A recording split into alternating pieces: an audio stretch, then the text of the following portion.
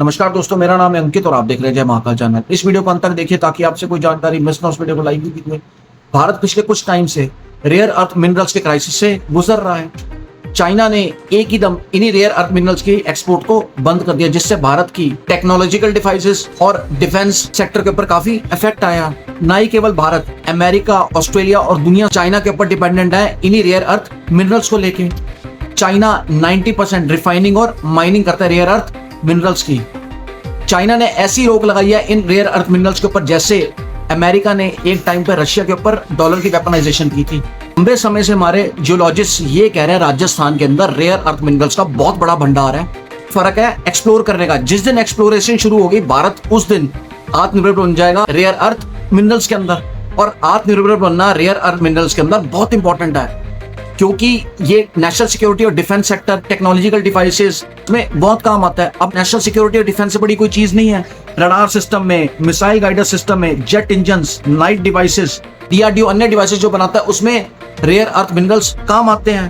Clean energy के अंदर भी रेयर अर्थ मिनरल्स बहुत काम आते हैं, जैसे कि ईवी व्हीकल्स, विंड टर्बाइंस और सोलर पैनल्स बनाने में, स्मार्टफोन्स, लैपटॉप्स, फाइबर ऑप्टिकल्स बनाने में भी ये बहुत काम आते हैं। भारत को रेयर अर्थ मिनरल्स के अंदर आत्मनिर्भर होना बहुत जरूरी है और चाइना के ऊपर अपनी डिपेंडेंसी भारत को खत्म करनी पड़ेगी। यानी भारत को अपनी जीडीपी को बूम करना है, क्योंकि 80 to 90% ग्लोबल मार्केट को अगर कोई होल्ड कर रहा है तो वो चाइना, रिसोर्सेज और माइनिंग कोई कर रहा है तो वो चाइना। राजस्थान के अंदर 80 मिलियन टन से लेकर 100 मिलियन टन तक रेयर अर्थ मिनरल्स के भंडार है, ऐसा कहना है हमारे जियोलॉजिस्ट का। अगर मैं डिस्ट्रिक्ट्स की बात करूं तो बलोत्रा और जलोर डिस्ट्रिक्ट्स है राजस्थान के अंदर, जहां पे ये भंडार पाए जा रहे हैं। 17 इंपॉर्टेंट रेयर मिनरल्स के हमारे पास भंडार है, जिसके पीछे दुनिया है, जैसे कि सीरियम, टर्बियम, यूरोपियम, थूरियम और हॉल्मियम। भारत के अंदर रेयर अर्थ मिनरल्स के भंडार तो मिल गए हैं, लेकिन भारत अभी पीछे है रिफाइनिंग और माइनिंग में।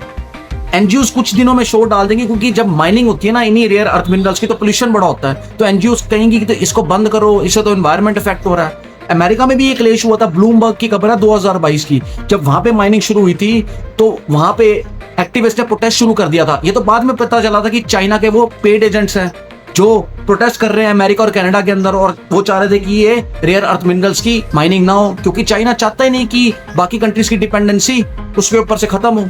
तो भारत के अंदर भी ये सेम एजेंडा चल सकता है। हो सकता है चाइना अपने यहाँ भी एजेंट्स यूज करे।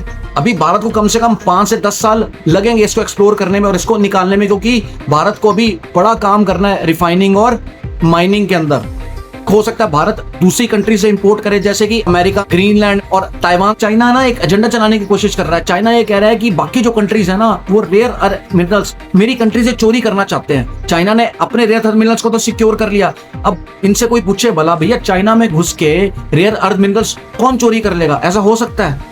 चाइना ये चाहता है कि रेयर अर्थ मिनरल्स की शॉर्टेज हो जाए पूरी दुनिया के अंदर और सारी कंट्रीज मेरे ऊपर डिपेंडेंट हो जाए। अब वेस्टर्न मीडिया की आप दोगलापन देख लो, ये प्रोटेस्ट हो रहा है। अब ये लिख रहे हैं कि pro China agents are protesting, और भारत में यदि ऐसे ही प्रोटेस्ट होगा तो कहेंगे भारत की जो लोकल एनजीओज है ना वो प्रोटेस्ट कर रही हैं इन्वायरमेंटल कॉज के लिए। तो वहां पे चाइना एजेंट हो जाता है जब अमेरिका और कनाडा के अंदर होता है। तो अगर भारत के अंदर सेम चीज को लेकर प्रोटेस्ट होता है तो भारत की वो लोकल एनजीओज होती है। तो ये दोगलापन है।